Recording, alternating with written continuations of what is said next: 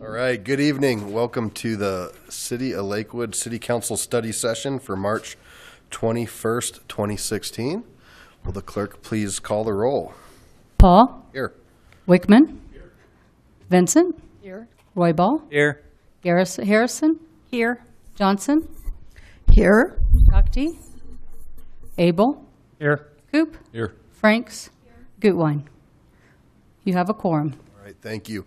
Well, I appreciate the folks that came out tonight on this beautiful first day of spring evening. And for those of you that are tuning in on TV or going to watch us on the internet, tonight we have a couple of items. One is a presentation on the Neighborhood Participation Program, which is a lot of fun stuff and trying to find different areas to do great things in our neighborhoods.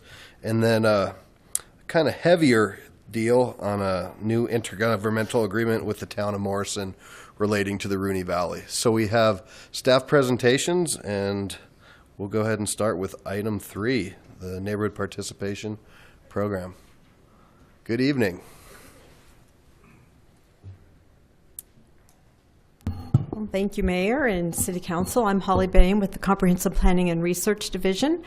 And tonight I wanted to give you a little bit of a background on our Neighborhood Participation Program, talk a little bit about our selection criteria and the process for selecting our applications, then update you on the status of some unfinished projects that are now finished, and then provide to you our list of recommendations for our 2016 program year. The Neighborhood Participation Program, or NPP, which I'll call it throughout the evening, began in 1992 with a resolution by City Council.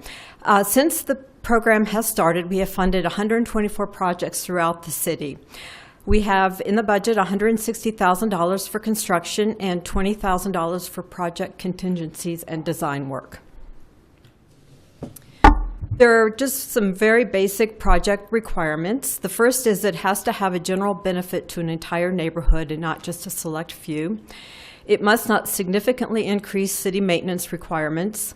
The funding level per project cannot exceed $60,000, and the project cannot be currently in the 5-year capital improvement and preservation program budget. The selection process is a competitive process each year. We normally open up the grant application in May, mid-May, and close it in mid-September, allowing a good span of time for people to, submit their applications and do their research. Once the applications are all received and the grant application deadline has come, staff does review each application and evaluate each application.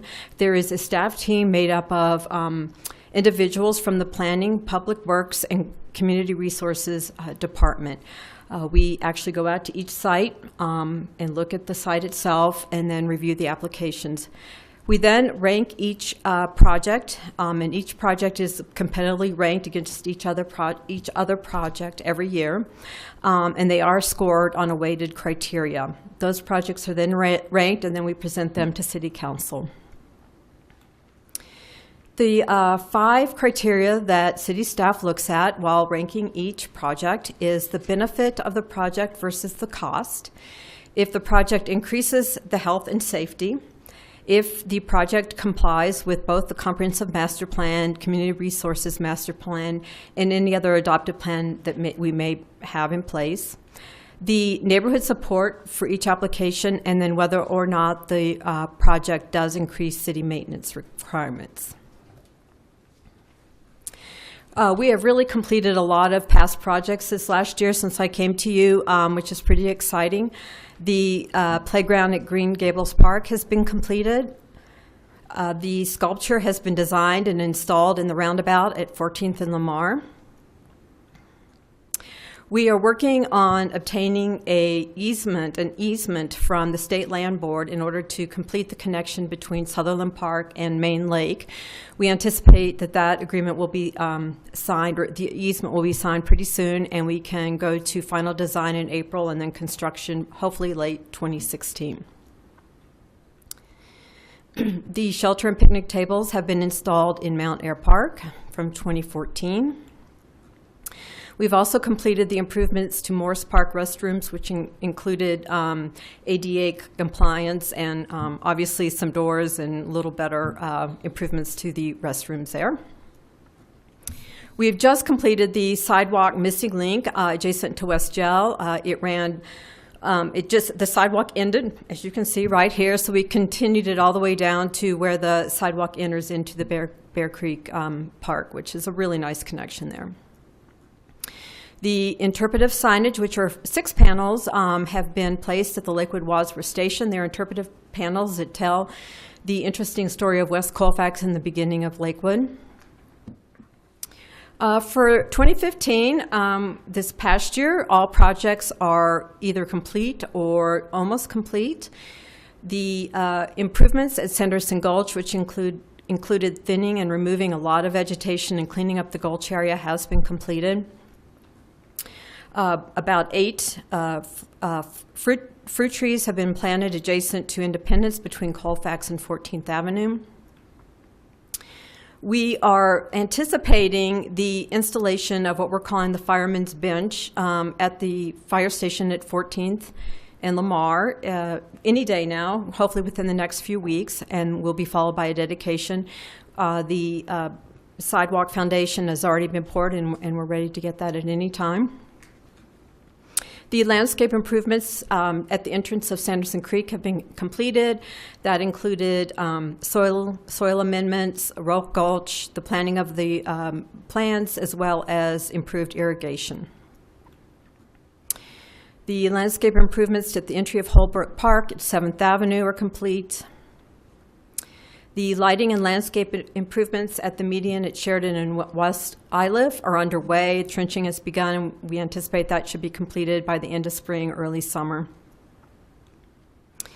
And our little free library has been located at the entrance to Carmody Park. And the horseshoe shoe pits have been placed at Ritchie Park. And our final one from 2015 is the completion of the fitness path and shade shelter at Green Mountain Elementary. And we anticipate the greenhouse going in hopefully late this spring or maybe even early fall.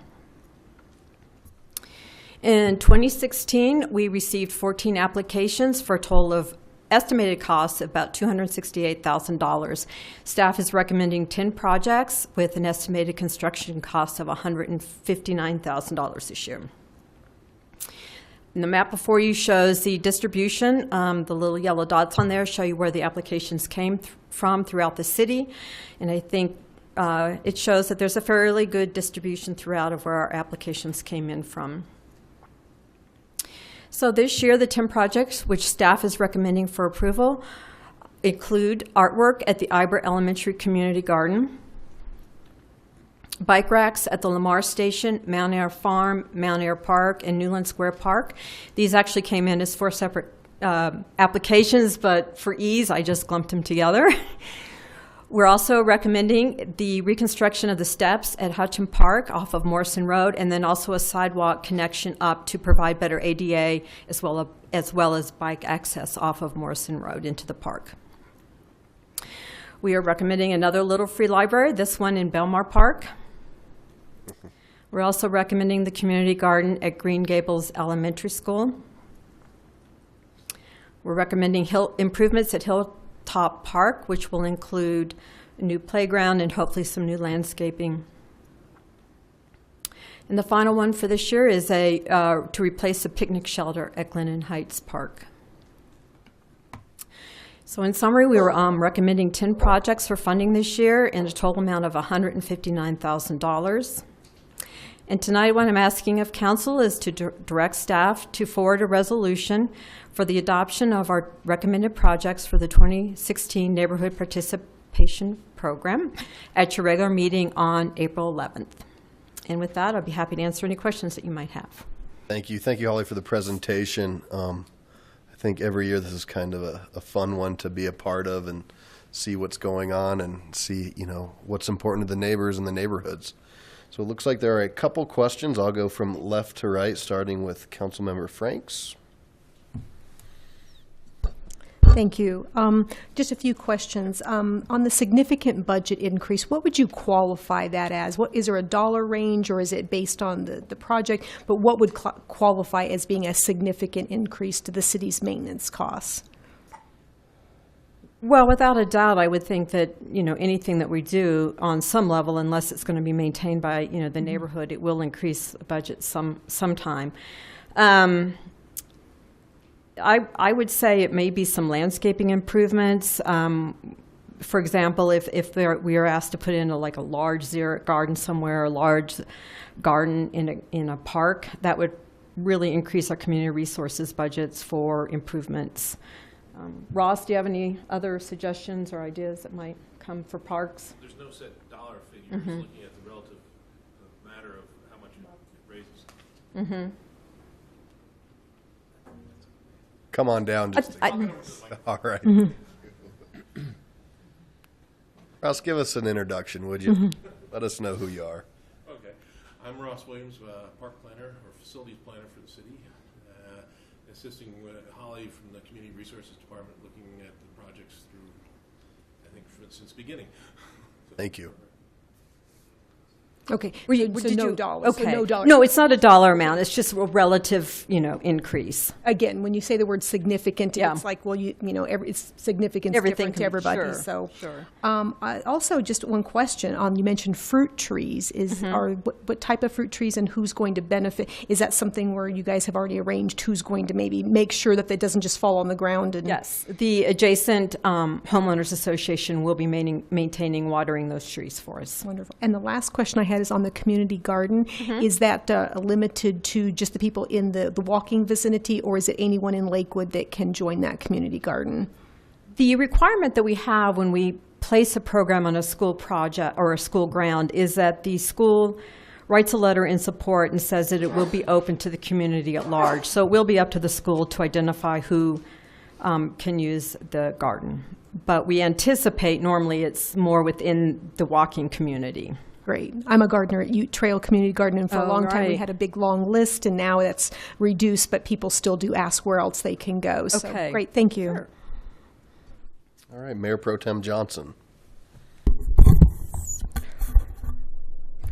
I think we should feel very special because Dr. Seuss wrote a book regarding your sidewalk there on Yale where the sidewalk ends. Hey, that's He's supposed going to have be to write a new funny. book, I guess, right? Good one. A little bit lighter. Thank you. That was an easy question, too. Councilor Harrison. Well, speaking of that Yale sidewalk, you may have made my life so much easier at Ward 5 meetings. We had one of the homeowners association every single month. They've asked the status of that sidewalk, and he is a happy camper now. So thank you, thank you, thank Very you. welcome. Thank you. Councilor Wickman. I wanted to ask about one of the projects that was not accepted, and that's the community gardens there at Foothills Park. Obviously, they'd like some indication of how they can do better or something like that. So do you have some sense as to why they're not making the cut and how they can make the cut next time? Correct. My recommendation would be that they really reach out to Denver Urban Gardens and work with them to help come up with a plan, a site plan, just like I showed you for Southern Gables, where they had an actual master plan that was submitted by Denver Urban Gardens, with a good cost breakdown of how much it would cost to put the garden in. So when I write my letter back to her, I will make sure that I'm explaining that to her and ask for her to reach out to them. Yes. Councilor Vincent.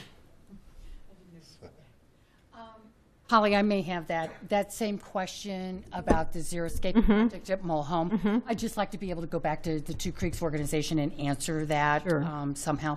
Yes, I think one of the concerns, not that it wasn't a great project, but I think one of the reasons why it may not have ranked as high was really more of the question about the increase in maintenance. Okay. And also taking away, we wanted to get more input on what would be the benefit other than the watering, of course, but losing all that turf, is that playground really used by people, and do they need that turf? So those were two of our concerns, but mainly it was the increased budget for the maintenance of it. Okay. And thank you for the bike ride. You're welcome. All right, and I would just emphasize that if your neighborhood did participate this year, you weren't able to be selected, please continue to work with staff. This is really something that we really want to make sure that it does get spread out into the community. So Holly, thank you very much. Is there consensus to move this forward? Yes, looks like there is consensus. Great. So All right. we Well, will thank you very much. see you coming up, and thank you to our folks from Glennon Heights who came out tonight, and I'm sure we'll see you back at public comment. All right, thank you. All right, next up on the agenda is a new intergovernmental agreement with the town of Morrison. And Planning Director Travis Parker is here to give us a presentation. And before we start, I would just make a couple quick comments. You know, this is something that we've had in the works since the early 90s. And I had the opportunity to be a part of the Rooney Valley Joint Project Review Committee. And for some reason, I did save my binder. I guess I could give it to Councilor Harrison in case she needs it. But what we're doing is we're looking at an existing IGA that's already in place and discussing some changes that might enhance it a little bit more, make it more relevant to 2016.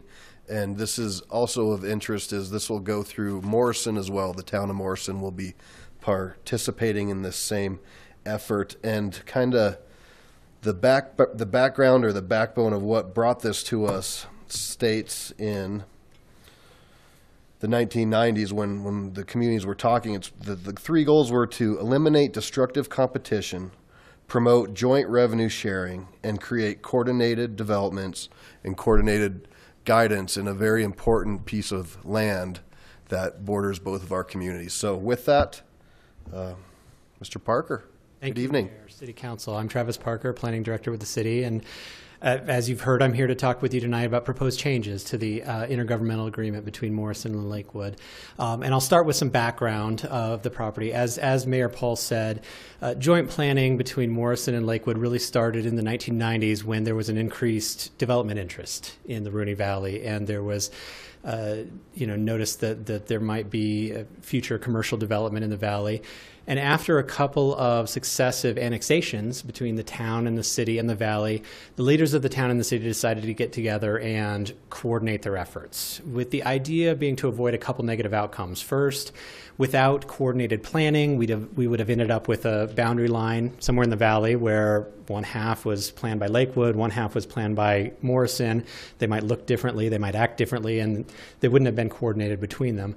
And perhaps more importantly, without an agreement on revenue sharing, there might have been increased competition for annexation of new commercial projects with an eye towards sales tax. So this agreement allowed the two communities to both jointly plan the valley and avoid competition over sales tax, future sales taxes in the valley.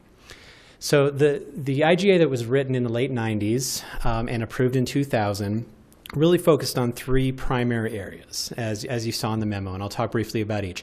The first was joint planning, and the IGA created a body called the Joint Project Review Committee, as our mayor has sat on that committee in the past.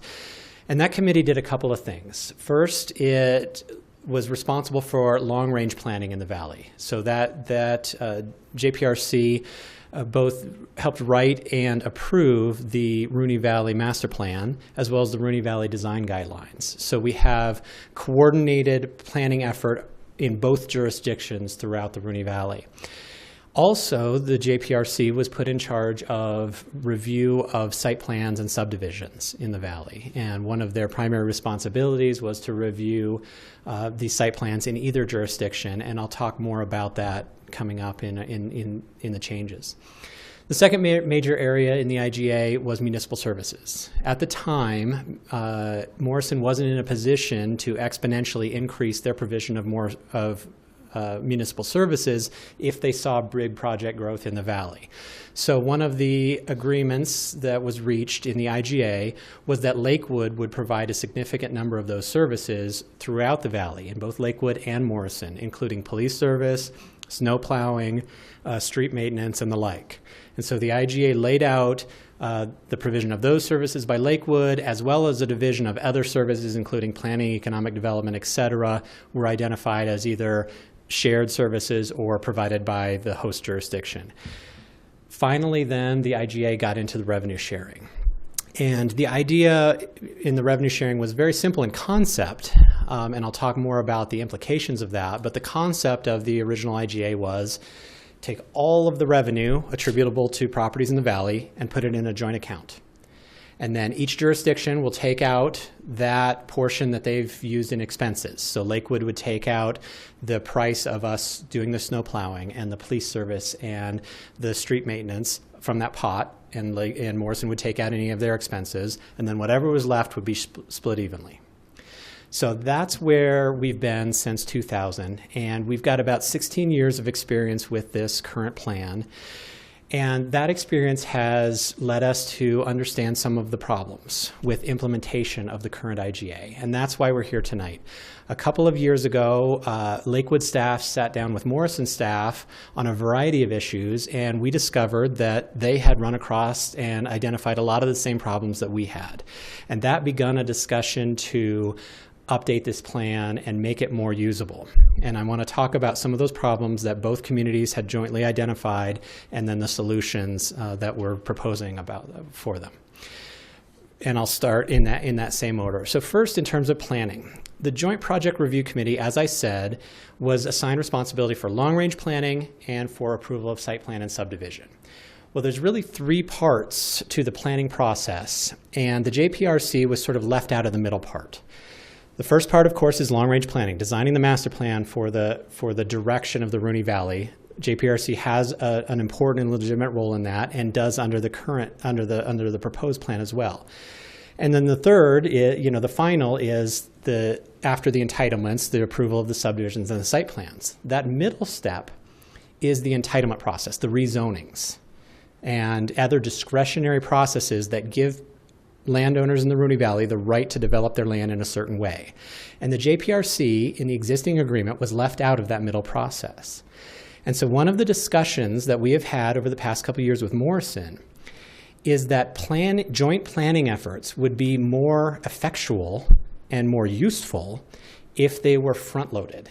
If Morrison and Lakewood were having discussions at the phase of rezoning and at the phase of pre-entitlement, before we decide what can be built where, versus what we do now, where Lakewood and Morrison jointly discuss the placement of lots in a subdivision or the placements of buildings or houses on a lot when those lots or those subdivisions are already entitled through the zoning code, right?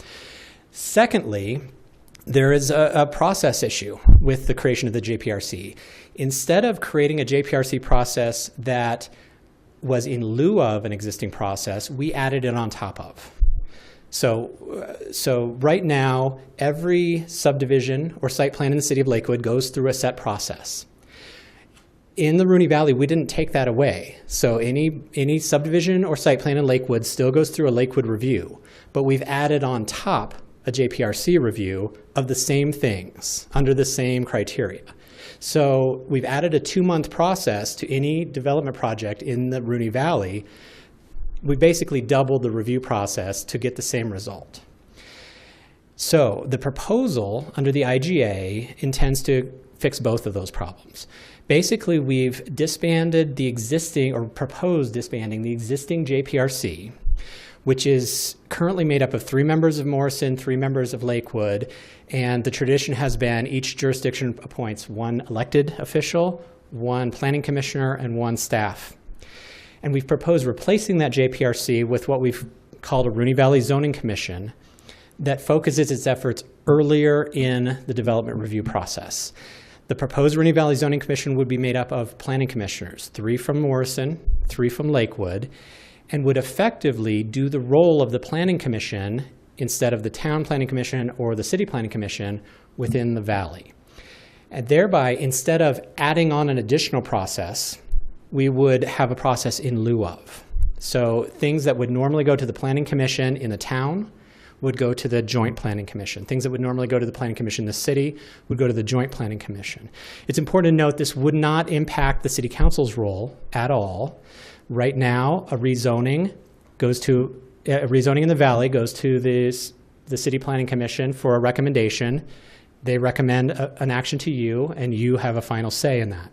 Under the proposed agreement, the joint zoning commission would hear, so both Morrison and Lakewood would hear the application under the auspices of the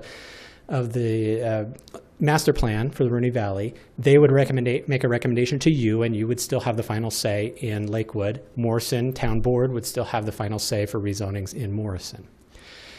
So that's the proposal for updating the planning section of the IGA.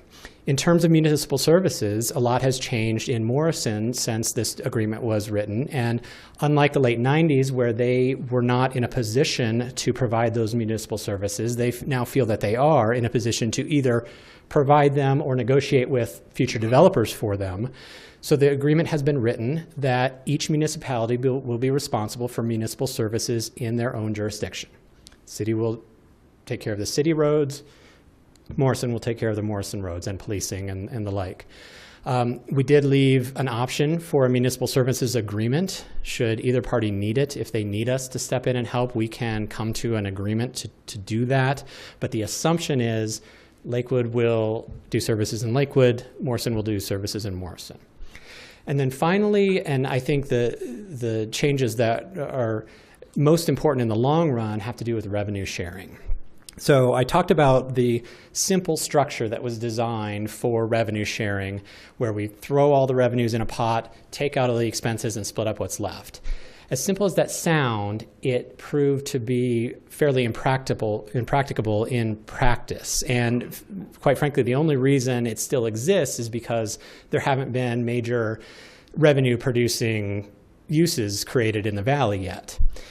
The problems include, let's start with on the revenue side of the equation. In terms of basic sales tax, that's a big number. It's easily assignable to a particular property or particular use. That's a number that's easy to calculate and easy to assign within the IGA. Once we get away from sales and use tax, though, it becomes a much trickier equation. An example is property tax. The city gets a bulk payment for property tax. It's not split out to tell us we got $50 from this property and $75 from this property. So in order for us to meet the intent of the existing IGA, Lakewood would have to assign city staff to research each and every property in the Rooney Valley and determine how much of their property tax ended up coming to Lakewood.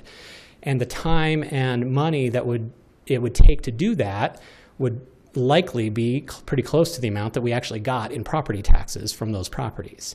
Similarly, another example is motor vehicle sales tax. In Colorado, as you're all aware, that doesn't come to where the vehicle was purchased. Motor vehicle sales tax goes to where the purchaser lives. And just like property tax, we get a bulk payment that's not split out by address that originated the funds. So we would have to, again, assign city staff to figure out where those funds came from. And again, the investment to do that would not return itself in the amount that we're actually getting. So this problem continues when we start thinking about expenses. The idea is put all money in a joint account, then pull out our expenses. Well, there's no yellow line on the ground to tell our police cars, our snow plows, our street maintenance vehicles when they're crossing into and out of the IGA. And even if there were, we don't have a switch in all those cars to say, all right, now I'm servicing the IGA, now I'm not. Right? So we have no practicable way for us to assign police hours, snowplow hours, street maintenance hours to the IGA versus the rest of the Rooney Valley versus the rest of the city. So in practice, implementing the intent and the words of the existing IGA in terms of revenue sharing are virtually impossible. And so the idea behind the changes is to do three things. First, maintain the intent of the existing IGA. Second, create a system that's simple enough for both Morrison and Lakewood to implement. And thirdly, it needs to be fair to both parties involved, right?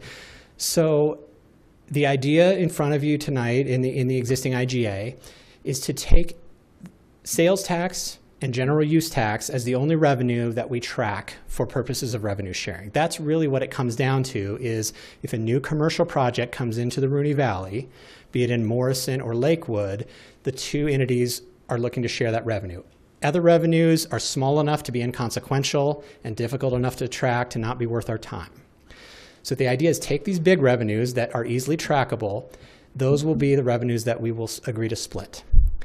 And when a new commercial project that generates sales tax happens in the valley, it's proposed to be split in this way.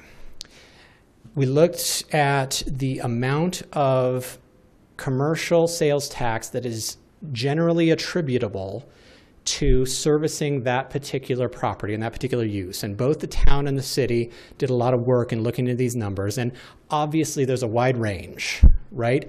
But the number that seemed to represent a fair value for both the city and the town is 60%. So for every $100 that comes in from a particular commercial use in the valley, Lakewood and Morrison staff have determined that 60% of that is likely going to be spent on services for that use. Police protection, not fire protection, but you understand, police protection, infrastructure, etc.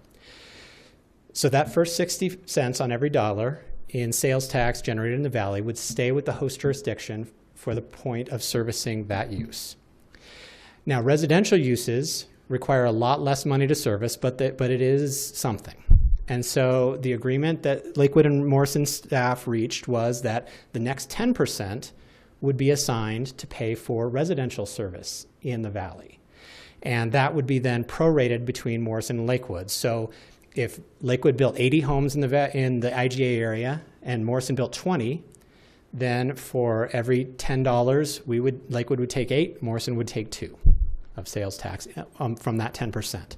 And then 60% plus 10% leaves us 30% to share equally. And so the last 30% would be split 15% to Lakewood, 15% to Morrison. It sounds complicated, but it's a simple formula that in practice is a heck of a lot easier to implement and understand than the non-formula that we had in place before. And that's the intent of the changes to the revenue sharing section, is to create a formula that we can actually implement and use, and both the city and town can keep track of. There are a lot of smaller textual changes to the code. I wanted to focus my time on the substantive big things, but I'm happy to take the rest of your questions on the code, and we recommend that we move forward also on April 11th for a hearing and vote on this item. Just for your note, the town board is scheduled to hear the IGA on April 4th, I believe. So Morrison will be considering it on the 4th of April. Okay. Thank you. Thank you, Mr. Parker. I'm sure there will be a few questions, and considering, this is a large document, I was trying to figure out how we'd frame the conversation, so I want to split it into 3 parts, if I could, and we'll just break down kind of how you broke it out with the questions about the JPRC, surrounding the JPRC as one, municipal services as another, and revenue sharing kind of as the third. So, Councilor Abel, you had your light on first, and we can start with the JPRC questions. Well, actually, I have dozens. So I'll go through them. For the JPRC, right? I'll go through my questions. Some of them don't fit too neatly into baskets. Okay. We have we've reduced 50 some odd pages to 20 pages. In doing so, we have deleted all of pages 17 through 39, which include such things as design standards, building codes, outside referrals, and inspections. We have changed the need for a final development plan, which was very thorough and had 5 or 6 pages of instructions on what was to be included in a final development plan. Instead, we have substituted a, quote, approved site plan, which has no standards or regulations noted in the new draft. Councilor Abel, can we start answering a couple of those as we go so we don't get Okay. too far down the road? Great, thank you. Thank you, Councilor Abel. So as I mentioned, what the old IGA did was create a duplicative process. We have in the city of Lakewood a lot of requirements for a site plan, everything that's in here and more. And what we had done with the old IGA was to create another duplicate process for submitting site plans. So they had to come in for the Lakewood site plan process and the JPRC site plan process. And it was a process that, you know, is fine. There's no problem with it other than it just doubles the work, doubles the time, and doesn't add any benefit. Whereas we can add a lot of benefit by providing a joint review of the rezonings that the JPRC doesn't do now. The JPRC doesn't weigh in on proposals to change the zone in the Rooney Valley or to change what's allowed to be built in the Rooney Valley. So by providing reviews up front on what can be built, we can actually get a lot more benefit than doubling the review of site plans for uses that are already allowed. Which site plans are applicable to Lakewood properties under sorry? the new draft? I'm sorry? Is it our site plan process or the JPRC site plan process that's applicable to Lakewood sites or parcels under the new draft? Lakewoods. Thank you. And then But it says approved site plans. So is that a final site plan, preliminary site plan, all of the above? We generally do one phase of site plan in site plan. So we generally just have one phase. And you wanted to answer which next? Well, the second one was the final development plan. Okay. Okay. Phases 17 through 39 in the old Rooney Valley plan covered such things as design standards, building codes, outside referrals, and inspections. Where are those to be found in the new draft? They are, again, duplicative. Thank you. We have all those rules in our code. So as a follow-up to this process, if I was a developer coming into the valley, right now, I would still have to go through, I would go through the same process twice as what you're saying, but by removing the JPRC, a project would still go through the same things that were in page 17 through 39, just not twice. Is that what I'm hearing? Exactly. And we've removed the vested rights provisions. We have vested rights provisions in our zoning code. We've removed the comprehensive development plan process and substituted it with a land use development and review process. Can you To point, explain the difference. can you point me to that? Page 10 of the old code, Article 2. I can find it in the new plan. If future reference, it would be a much easier task for us to compare different plans if we use strike-through versions or red line versions, as most land use We tried that. departments do. We wrote an entirely new code, so it was an entire strike through, an entire. I know. You're right. I know. I know. Here's your strike-through version. I would rather you do it than me. Okay. Let's see, where am I?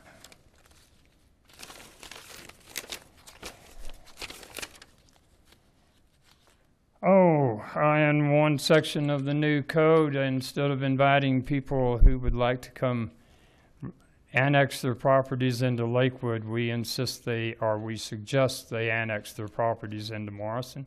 We've diluted that significantly. The existing IGA requires that for every property in the IGA area. If you'll look at,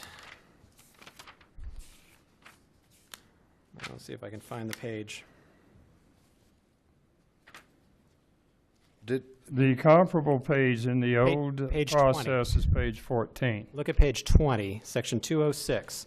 The town and the city will encourage owners of Bandemere, Old West Stables, Peterson, Alameda, so 460 to annex into the town. Further, the city agrees not to annex any of said properties without the approval of the town as expressed by resolution of the town board. We've significantly diluted that in the new plan. So whereas every property in the old IGA was required a right of first refusal to Morrison. Now we've limited that to properties that just abut Morrison, and properties that don't abut Morrison we've taken off that list. I didn't see that qualification in the new draft.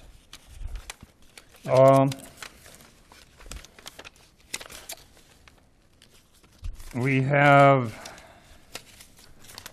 in the old plan, there was a pre-application review and a neighborhood referral process. Both of those are dropped out of the new code, out of the new agreement. Again, duplicative. For a subdivision, we go to our planning commission, and they have a neighborhood referral process, and they have a public hearing.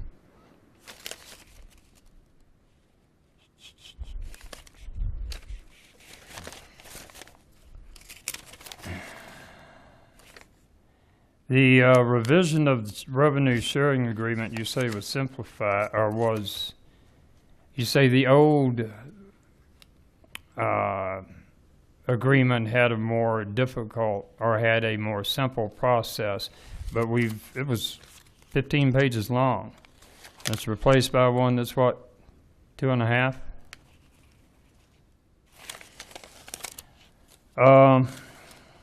We've added additional services, municipal services, including detention and retention pond language, stormwater drainage facilities, culverts that were not mentioned in the original plan. Is that where our stormwater fees are, or we're going to be assuming more stormwater duties in the valley? No, same duties that we always would have assumed. The point of this IGA is just to say Lakewood will do what Lakewood does in Lakewood, Morrison will do what Morrison does in Morrison. Section 19 adds for the first time public-related improvements shall mean those improvements, yada, yada, including culverts, storm drainage facilities, including necessary retention and detention structures and channels. That language was not in the old. I'm sorry, what page? Page 5 of the draft, paragraph 19. The definitions. Public-related improvements is defined to include, and the idea is there's a section where that talks about either the town or the city can enter into an agreement with a developer to have the developer pay for public-related improvements. And so that gives the definition then of what those are. We had tie vote language to the new draft on page 9. And that's also where the new language on encouraging people who wish to annex to go to Morrison instead. Again, not new language. It's the same language, but actually diluted significantly. So just two clarifiers on that, if I may. So the tied vote, I mean, the JPRC right now already includes, it's not an odd number already, right? It's an even number already. The intention from the beginning has been equal representation between Morrison and Lakewood, which makes an odd number impossible. So yeah, the number from the JPRC would be the same as the number on the Rooney Valley Zoning Commission. And what was the second one that you asked after the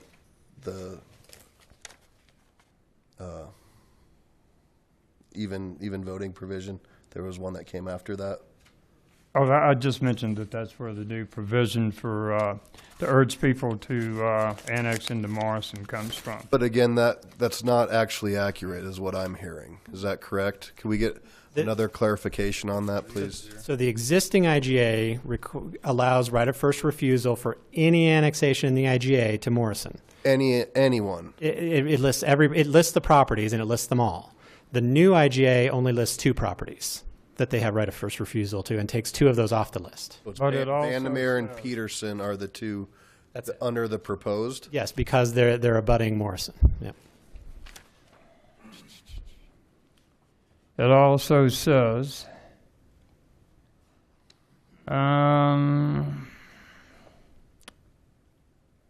The town and city will encourage owners of property that is in unincorporated Jefferson County to annex such property to the town. That's what the Morrison, That's what thank the you. existing one says. Thank you. That's the new one, and that's not what the existing one said. And then finally, we want to create a zoning commission.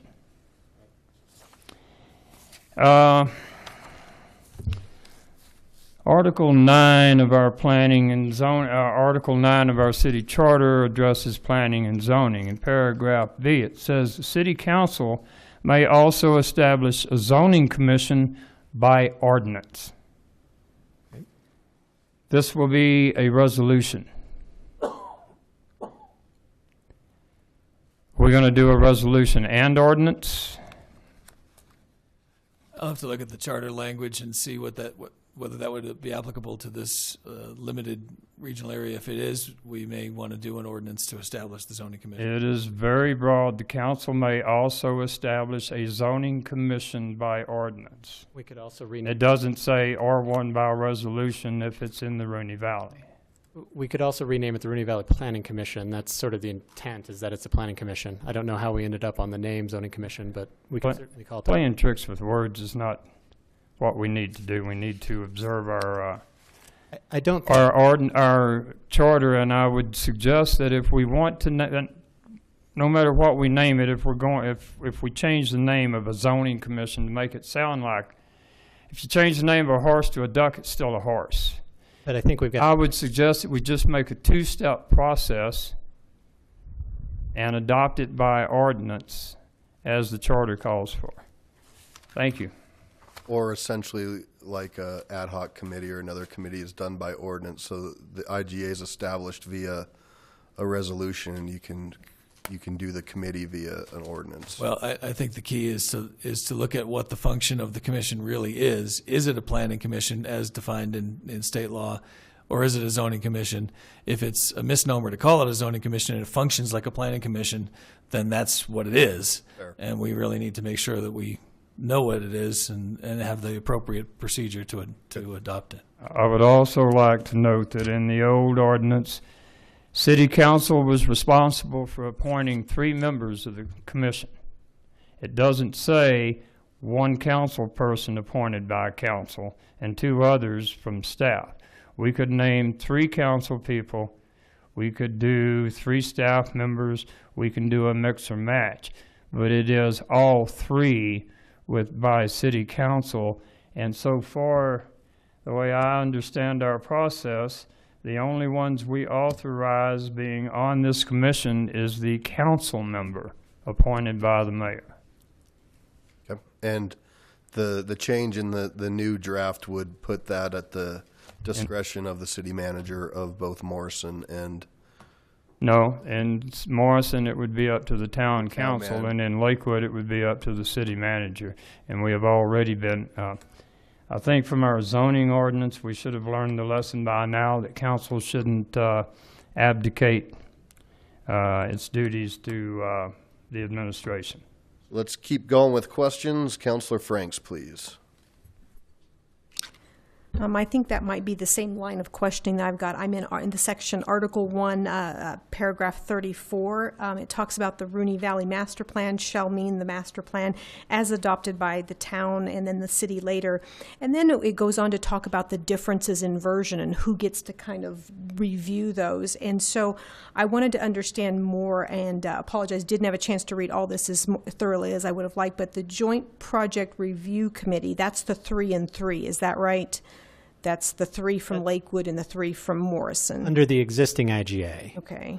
Yes, and the proposal is to create a zoning commission and or planning commission that is made of 3 planning commission members from each city. Okay. And then it goes on to say that they'll be reconciled by that committee. Does that mean that no changes to that agreement would ever come before council, meaning that that planning commission now would be able to handle that?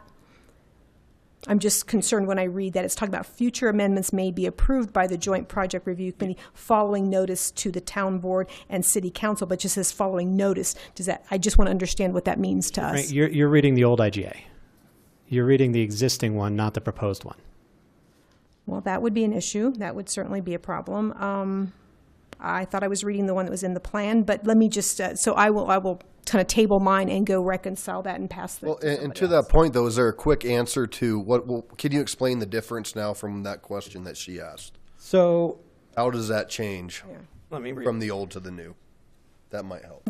So the JPRC, as it exists now, has the ability to write and recommend approval of the Rooney Valley land use plan. The new Rooney Valley Zoning Commission will have that same power. Ultimately, the city council needs to adopt it. But the planning for the Rooney Valley will be done by the Rooney Valley Zoning Commission. So they will have to adopt amendments and send them to council for approval of the plan, not of the IGA, but of the land use plan. No, and that helps. And this is where that redlining comes into effect. It's very difficult to keep coming back and trying to reconcile the pieces. And so I did see that my note actually pointed to the other one, but that's where we just really need a it's too hard for all of us because we separately compare these. Yeah. And so the amount of labor that goes in, I would rather see it come to me redlined than us keep trying to reconcile very large documents together. Thank you. I appreciate that. Are you done, Councilor Franks? Okay. Councilor Johnson? Thank you, Mayor. Actually, Travis, I appreciate your presentation, and it sounds like there's a lot of good things that can come out of this. There are some things, though, that I'm kind of wondering about. One of them is that in the old document, we had 41 definitions. In this one, we have 30. And the Alameda and C470 definition has been deleted. That's concerning to me because there's actually increased interest right now in development along there, and I'd like to know how does that affect that? It doesn't. The only reason that was defined, the place that term existed under the old plan was the old IGA required that property be annexed into Morrison. And we took that out. So that property is no longer required to be annexed into Morrison. It now can be annexed wherever they choose to apply to annex. And so that the reference to that property doesn't exist in the current IGA, so there wasn't a need to define it. And that's really the reason that we've gone from 40-some to 30-some. We've got a shorter document with fewer terms that need to be defined. Correct. We actually went from, if my math is correct, 34 pages to 16 pages. That's quite a bit of change. Also, in the new document, the city manager appoints 3 people, and I think it's from the Planning Commission. Is that right? There is no longer anybody from city council on this.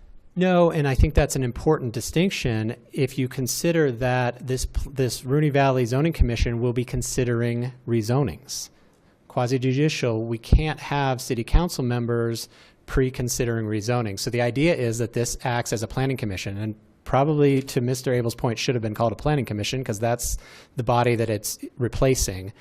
So planning commission members will serve on this joint planning commission. Right. Well, it kind of leads to another concern of mine regarding special use permits by the Planning Commission that personally I think under certain circumstances they should be bounced up to City Council like the Men's Correctional. Mm-hmm. We are responsible to the people, not the Planning Commission. So I think that could be argued both ways, frankly, on this. And to clarify on that one note, right or wrong, I do believe the Valley excludes any type of correctional institution. So yeah, there's certainly no zoning that would allow it in the Valley now. There's what? There's no zoning that would allow right. a correctional facility in the Valley. So that type of special use permit wouldn't come before this body because it's not. Correct. You couldn't apply for a special use permit in the Valley right now for a correctional facility. Also, I noticed that with the new appointees, they can be removed without reason or cause. Talk to me about that, please. I'm not familiar with that language. I don't Appointees, have the page in front of me. I just know that I saw it. that sounds like legal language that I may defer to Tim. Tim, did you write the contract? No, I don't think we wrote it. I think we reviewed it, but I'm looking for the section on the zoning commission. Yeah, It's, page 8, I think. Right, an appointed member of the commission may be removed or replaced by the appointing municipality at any time without reason or cause. I think that's consistent with the rules regarding planning commissions. I think And it's consistent with the language from the existing. Yeah, I That language don't is think- pulled from the Yeah, right. existing IGA. I right, just found it in the existing. right. I think that carried over without change. I've actually spent hours on this, going back and forth between these two documents. I come from a legislative background in which when we are given a proposed bill, Nanette understands this, there's strike-through language, there's underlining language that tells you exactly what's been deleted, what's been changed, what's been added to. It's much easier than trying to do this. I'd be happy to provide that before the hearing. I would like to say, I'd like to make a motion that we table this until a date certain, so that we on council can get a document that has red lines in it, telling us what's been deleted, telling us what's been changed, telling us what's been added to. Our names are on the votes. We need to have accurate information in front of us so that we actually understand what we're voting for. And for me, this is very confusing, and I'd like to see us have that document first before we go forward, and I'd like to make a motion to that. And just to manage expectations, it doesn't look pretty. I'll send it to you, but it was mostly completely rewritten. So the red line that I created when I first did it was unintelligible. It's all strike through, all new. That's helpful, though, because we've gone from 34 pages, Travis, to 16. Fair enough. I And can at provide least that. we've got it right in front of us, what's been deleted, what's been changed. Again, before I vote, I want to be able to really understand what I'm voting on. And so my motion stands. we actually don't take official action at these meetings, so the fact that there's a motion presented in a second, we don't make any kind of votes. But this isn't scheduled to go before this body until April 11th. And I can provide that as early as this week. Right. So I think with that said, that would be fair to me to have that done by this week and be plenty of time for council to see the two different things. Councilor Harrison. Currently, I serve, I think, on the JP. We haven't had meetings in a long time, No. so I just wanted to kind of share with council my experience of doing that. Mine. Morrison uses some different language in their zoning ordinance than what we do. So part of the first issue at JPRC meetings was to try to coordinate the language and make sure that everyone understood what you were talking about there. One of the things, if I understand the agreement correctly, what we're doing is we're eliminating that language barrier, so to speak, and we're allowing two planning commissions to come together to be able to look at things. City Council's not losing anything because we still will get that presentation made to us. We would still be voting on it just like we do currently, correct? So we're not losing control. In fact, we're gaining control, I believe, because we get to look at it the same way we always have. And we're trusting our three planning commissioners, whomever they might be, to be able to apply the current process to it. it really makes sense not to have the additional step in there to me. It really does, simply for the fact that when a developer comes, they're trying to get boots on the ground and ready to go into business. When we add another 60 or 90 or 120 days to this process, where two different groups have to look at it, it makes it that much more difficult. If we can combine, work together, make that in one step, that really makes a lot of sense to me. So Travis, I think this really makes sense, especially from my experience with what I've had with JPRC. Thank you. Councillor Vincent. And I don't even know how to approach this or if it's a question.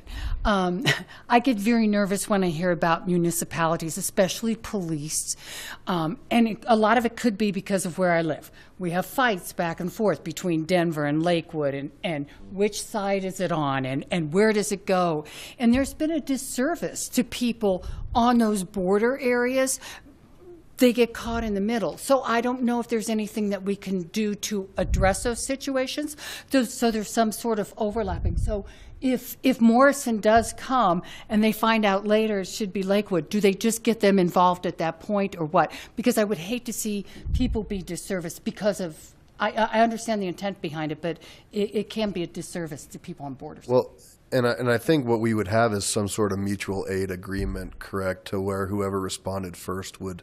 Well, and if it's helpful, I'm happy to invite the chief to the hearing. I know he's a favor of the chain. Right now, his officers are responsible to respond in Morrison. And I think he'd prefer, and I know from discussing with him that he'd prefer just a distinct line that we would respond in Lakewood and Morrison responds in Morrison. So if it would help, I'm happy to ask the chief to come on April 11th to address that. That would work for me, council, but I would like that. Thank you. Councillor Coop.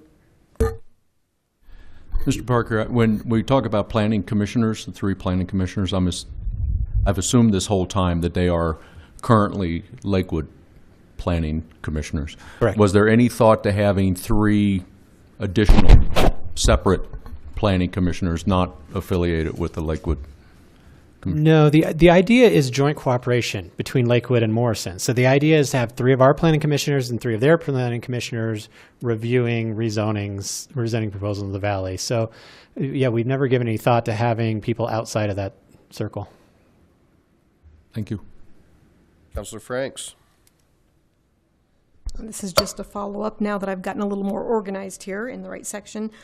So my first question is then, it sounds like you guys are going to be looking at the words planning commission versus zoning commission. Is that right? That you'll be looking to see which one it really should fall in so we know resolution versus ordinance. Is that right? Absolutely. Okay. I'm positive that this doesn't meet the definition of what the charter defines as a zoning commission. So we should be looking at that language. Absolutely. All right, so that was one.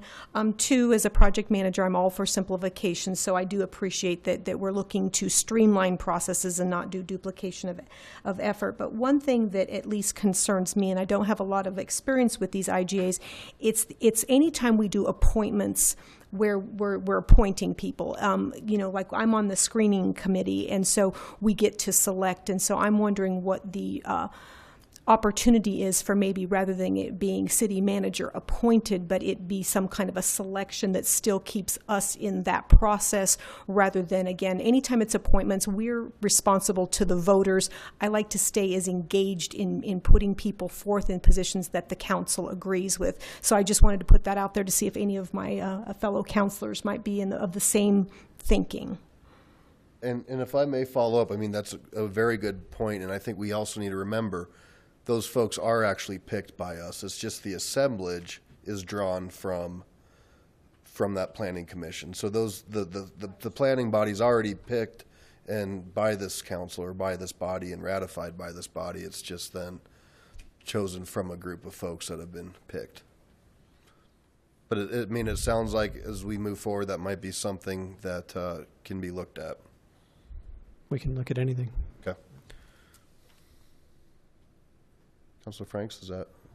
Okay. Councilor Johnson and Councilor Harrison. Actually, I'm always appreciative to hear Councilor Harrison's perspective because I know you're on planning. And it's come up regarding the time frame, that this makes things more condensed and quicker to keep going. I'm not so sure I buy into having a shorter time frame. Sometimes I think, particularly with this particular real estate, I'm okay with it taking a little bit longer. And as I say, there is increased interest in this regarding doing some kind of automobile type dealerships up and down that strip. So I think time does help. Plus, I'd like to see some type of formal language that talks about public input a little stronger there. The people that live around that need to have some buy-in to what's going on. And it looks like we've already got a time that we're going to be voting on this. Is it April 11th? Is that what you said? I personally am not comfortable in setting a time for that until we have that side-by-side document comparison with the red line, and we really understand what's been deleted, what's been added, what's been changed. Councilor Harrison? I just wanted to add, with the JPRC, I think the time that I've been on that commission, we've only had 3 meetings. So that kind of gives you a time frame of how heavy duty. Now, I realize it's probably going to get busier, but that kind of gives you, I think, an idea of the work. In 16 years, there have only been 3 projects that have gone all the way through Right. the JPRC, a church and 2 subdivisions. And that's more a function of just what's been happening in the valley in the last 16 years. Councilor Wickman? Sounds to me like most of the questions have been addressed, but Councilor Franks brought one up that I'm not clear on, and I'd like to be, and that's choosing the 3 members. Our 3 members are going to be from our 7-member planning commission, so we know what our pool is. Now, it's not clear to me is who is going to select those 3.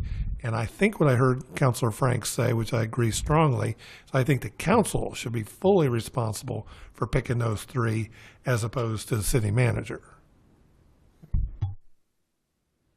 Okay. Councilor Abel?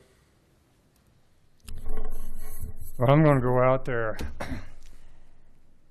The Rooney Valley Agreement had its genesis when Greg Stevenson was planning to build Mills Mall in the Rooney Valley on the Morrison side. And Lakewood decided we wanted part of that tax revenue. So we had the Rooney Valley plan put together. I am not sure we have any business having a Rooney Valley plan.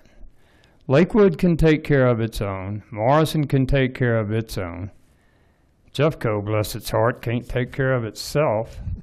But I understand there are some moves being made on the Jefferson County Planning Department that would vest more authority in the planning director and some waiver powers over development.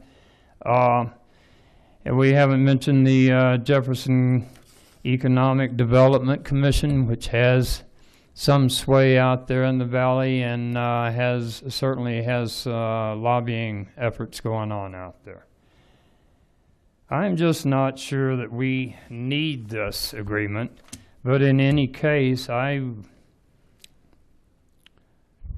hoping that we don't reach consensus to send this alone, that we indeed reach consensus that we just want to leave it set at best. Leave it sit with the existing agreement? I'm sorry? Leave the existing agreement in place? If we must.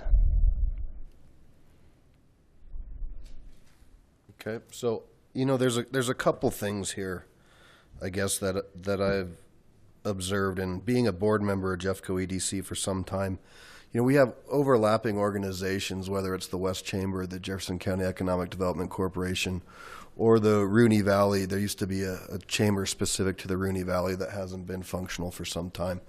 But Jeffco EDC, to the lobbying extent, what they're focused on is primary jobs, and they picked out a couple areas. The Rooney Valley is definitely one of the last developable pieces of land in Jefferson County, along with a few others. I think they picked out 5. So that's kind of the correlation there. There's also tremendous water issues out in the valley that have really stopped a lot of development from going further. And to Councilor Abel's comment about Greg Stevenson, there's also the town of Morrison that didn't want to see a lot of residential come into their boundaries because they have about 300 and some voters, and they didn't want to tip that upside down. So there's a lot of things at play, and I guess what I'm hearing from our staff, and there needs to be a nice understanding here. You know, we're here to trust but verify, and these folks are trying to make, you know, the best things, you know, make things that may have been a good idea 16 years ago, make it more relevant and bring it back up to speed to where it is today. And the fact that you have 2 different municipalities, and this is rare, think about this, 2 different, look at all the other sides that we have around our community, you know, whether it's Jefferson County, whether it's Wheat Ridge, Denver. This provides revenue sharing. It provides a vision for an area that we've all set up here that is an important vision for our community. It's some of the last greenfield space. So this allows kind of a double check process in that by saying, not only does it have, Lakewood could just go through and do whatever they want, but the little town of Morrison has a say, but also gives that little town of Morrison a say as well. And the original intent of this, which is what I started out by saying, you know, is to eliminate destructive competition, joint revenue sharing, create coordinated developments, and coordinated guidance. So I appreciate what you've brought forward. I'm actually very impressed, Travis, with your knowledge of both of these documents because, you know, you weren't here from the inception of these. So thank you for bringing this. And I would definitely urge consensus. But I think, too, there's a few things that if we go forward with this, one is the naming of it, you know, so defining really what that looks like. So bring that back to us with, you know, when we look at the next one, a red line within the next few days. Make sure that we have a police presence at our next presentation so the chief can talk about that. And then another issue that was brought up by a couple council members was dealing with, you know, some potential amendments around picking the folks to be on that group. So with those said, I would hope that there's consensus to move this forward. No, negative. Okay, well, there's consensus to move forward. Councilor Wickman, we don't take votes. There's a consensus to move forward. Well, can I just speak to the question? Can I just speak to the question? 1 second, please, and I will call on you. Okay? There's consensus. There's a first and second reading part to this process, because there's a resolution, so there'll be a public hearing. We can extend the date certain, but we have a town of Morrison that is looking at going forward as well. So I don't understand why there's a concern to move forward and look at the things that were asked of tonight. So I will ask if there's consensus. Can I speak? Sure. So the consensus included, though, possibly looking at amending it to... Absolutely. All those things. The naming, the red line, the chief, the assemblage of how the people get put on that, whether it's council, all those things put in for us and the red line within the week. So is there consensus? Can I speak to the question? Yes. Okay. There's a lot of questions that have been raised, and I've heard a lot of answers. It's looking pretty good. However, I'm concerned about the process. And this is going to be, I've said this across the board. I'm tired of coming to these meetings to get a presentation. Then all of a sudden, in the next hour, I've got to be making this decision. I would like to be able to go back and talk to my people and get some input as to where they would like to go. So it's not that I'm opposed to where we're going tonight, but I don't want to be rushing through these things all the time. I think there was some talk about, let's put it off for a week or two, give me a chance to go back to, talk to my constituents. And then at that point, I'd be willing to, make whatever vote. But I don't like being pushed into it tonight. Councilor Abel. Okay. So can we look at calendaring? We have the 11th is where it was. What's the next regular meeting after the 11th? The 18th, the 24th, 25th? What's on the schedule for that? Is there a regular meeting that night? Sustainability events that night.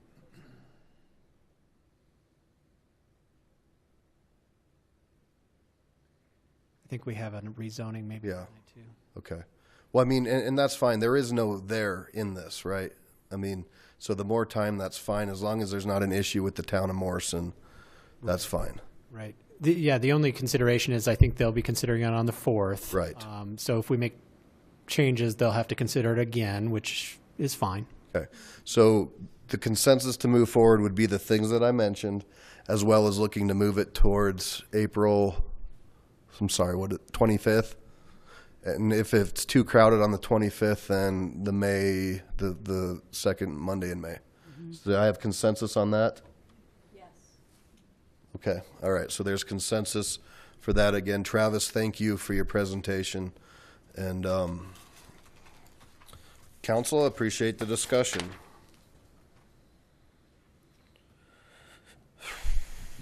All right, item 5 is reports. I do not have a report. Councilor Johnson. No report. Councilor Coop.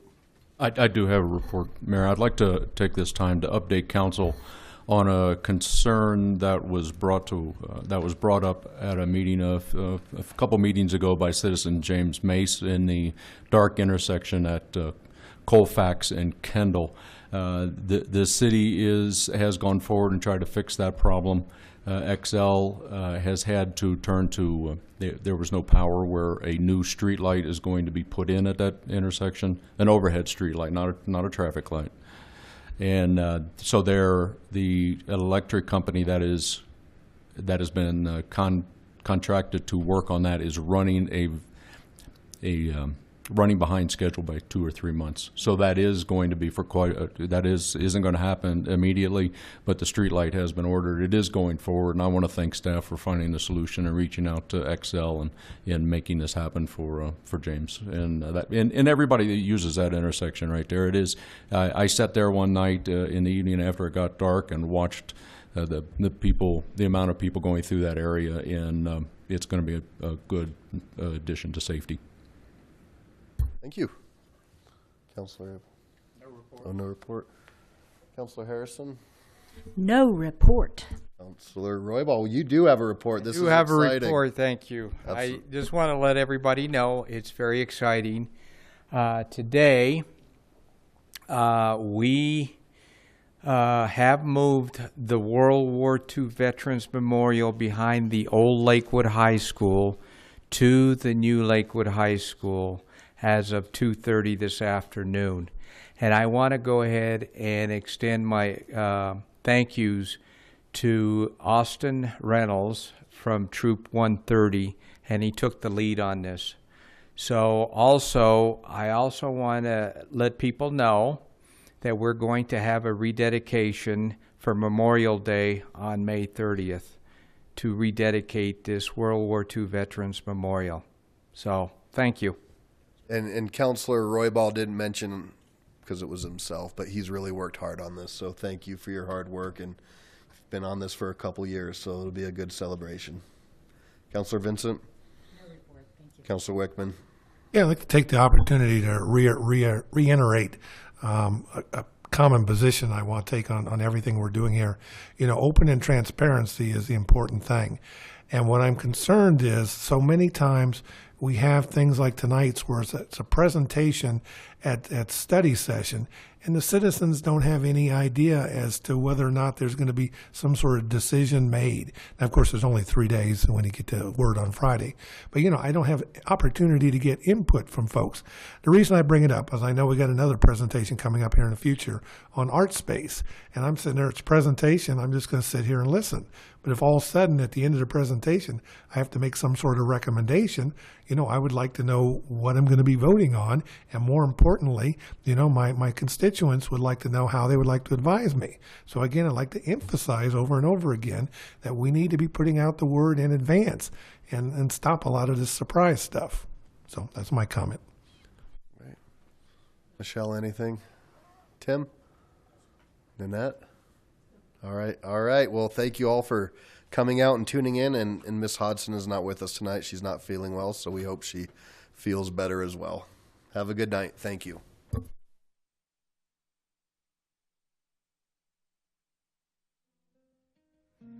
Yes, it's all over town. How you